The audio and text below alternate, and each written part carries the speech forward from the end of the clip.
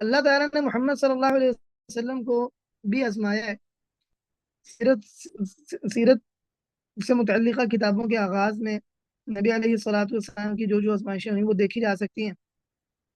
اللہ تعالیٰ نے نبی علیہ الصلوۃ والسلام کی ذمہ داری لگا دی کہ آپ نے اپنی قوم کو اس بات کی دعوت دینی ہے کہ نبی علیہ الصلوۃ والسلام کی ذمہ داری لگا دی کہ آپ نے اپنی قوم کو دعوت دینی ہے کہ وہ ان تمام چیزوں کو چھوڑ دیں جس پر وہ بچپن سے اپنے آباء و اجداد کی پیروی کرتے ہوئے پلے بڑے ہیں، شرک اور گمراہی میں پڑے ہوئے تھے، اور علانیہ بھی اور سرن بھی ان کو اس معاملے کی اس بات کی دعوت دیں اور ان کی مجالس میں جائیں،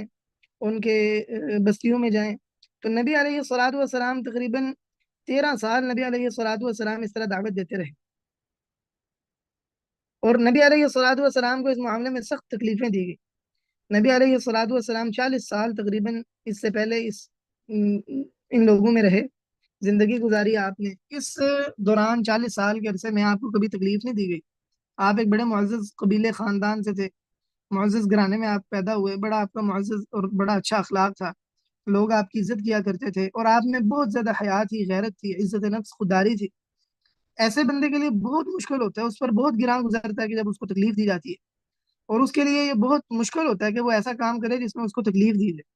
اور پھر یہ بات مزید بڑھ جاتی ہے کہ جب ہم اس میں غور کریں کہ نبی علیہ الصلوۃ والسلام کو تکلیفیں کیسی کیسی دی جا رہی تھیں۔ کوئی نبی صلی اللہ علیہ وسلم کا مذاق اڑاتا، کوئی گالی دیتا، کوئی آپ کے چہرے پر تھوکتا، میرے ماں باپ آپ پر قربان ہو صلوات اللہ وسلام علیہ۔ کوئی کوشش کرتا کہ نبی علیہ الصلوۃ والسلام جب سجدہ کریں تو آپ کے گردن مبارک پر اپنا پاؤں رکھ دے، اور کوئی اونٹوں کی اوجڑیاں لے کر نبی علیہ الصلوۃ والسلام سجدے کی حالت میں ہوتے تو کمر پر پھینک دیتا۔ کوئی نبی علیہ الصلوۃ والسلام کے کپڑے پکڑ کر کھینچتا اور آپ کی گردن دبانے کی کوشش کرتا۔ کوئی نبی علیہ الصلوۃ والسلام کے جانور کو بتکانے کی کوشش کرتا کہ وہ جانور نبی صلی اللہ علیہ وسلم کو گرا دے، اور نبی علیہ الصلوۃ والسلام کا چچا جہاں نبی علیہ الصلوۃ والسلام جاتے پیچھے پیچھے آتا اور کہتا، اور نبی علیہ الصلوۃ والسلام کو تکلیف دیتا، لوگوں کو ڈراتا اور کہتا یہ کذاب ہے، پاگل ہے۔ اور کچھ لوگوں کا معاملہ یہ تھا کہ وہ نبی علیہ الصلوۃ والسلام کے پیچھے جاہلوں کو، بیوقوفوں کو لگا دیتے، وہ نبی صلی اللہ علیہ وسلم کو پتھر مارتے حتیٰ کہ آپ کے قدم مبارک سے خون بہنے لگتا۔ اور بعض لوگوں نے نبی علیہ الصلوۃ والسلام کے ساتھ یہ سلوک کیا کہ آپ کو اور آپ کے خاندان کو لمبی مدت کے لیے ایک گھاٹی میں قید کر دیا تاکہ سب یہ بھوکے مر جائیں، بھوک سے فوت ہو جائیں یہ سارے کے ساتھ۔ اور کچھ لوگ نبی علیہ الصلوۃ والسلام کی پیروی کرنے والوں کو سخت عذاب دیتے۔ بعض وہ تھے جن کو تپتی ریت پر لٹا دیا جاتا اور پانی ان سے روک دیا جاتا، بعض کو آگ پر لٹا دیا جاتا اور ان کے جسم کی چربی اس آگ کو بجھایا کرتی تھی۔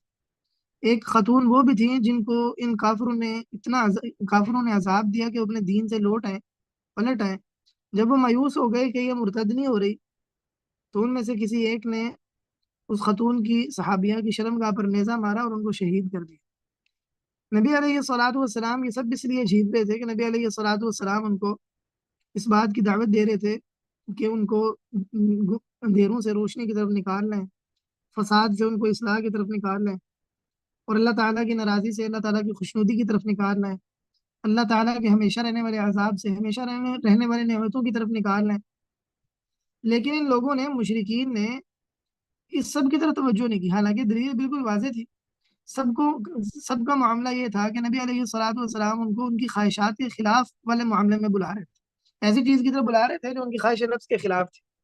اللہ تعالیٰ نے نبی علیہ الصلوۃ والسلام کی ایک اور انداز سے بھی آزمائش کی۔ نبی علیہ الصلوۃ والسلام کے والدین بچپن میں فوت ہو گئے، پھر آپ کے دادا فوت ہو گئے، پھر آپ کے وہ چچا جو آپ کا دفاع کرتے تھے وہ بھی فوت ہو گئے۔ جو خاتون آپ کے لیے غم گساری کیا کرتی تھیں، آپ کی اہلیہ خدیجہ رضی اللہ عنہ، ان کی وفات ہو گئی، اور نبی علیہ الصلوۃ والسلام پر مصیبتیں مسلسل آتی رہیں۔ اس کی تفصیل بہت لمبی ہو جائے گی، حالانکہ نبی علیہ الصلوۃ والسلام سید ولد آدم ہے، اللہ تعالیٰ کو سب سے زیادہ محبوب ہے۔ تمہیں چاہیے اس میں غور و فکر کرو تاکہ تم یہ بات اچھی طرح سمجھ جاؤ کہ جس معاملے میں ہم منافست کر رہے ہیں، بڑھ چڑھ کر جس کو حاصل کرنے کی کوشش کر رہے ہیں، اور دنیا کی جن نعمتوں پر مر مٹے جا رہے ہیں، یہ اللہ تعالیٰ کی خوشنودی کے مقابلے میں کوئی چیز نہیں۔ اللہ تعالیٰ کے پڑوس میں ملنے والی ہمیشہ رہنے والی نعمتوں کے مقابلے میں ان کی کچھ حیثیت نہیں۔ اور دنیا کی جن سختیوں اور تکلیفوں سے ہم بھاگ رہے ہیں، اگر اللہ تعالیٰ کی ناراضی دیکھیں اور اللہ تعالیٰ کا غصہ دیکھیں اور جہنم کے عذاب میں ہمیشہ ہمیشہ رہنا دیکھیں، تو اس کے مقابلے میں دنیا کی یہ تکلیفیں کچھ بھی نہیں ہیں۔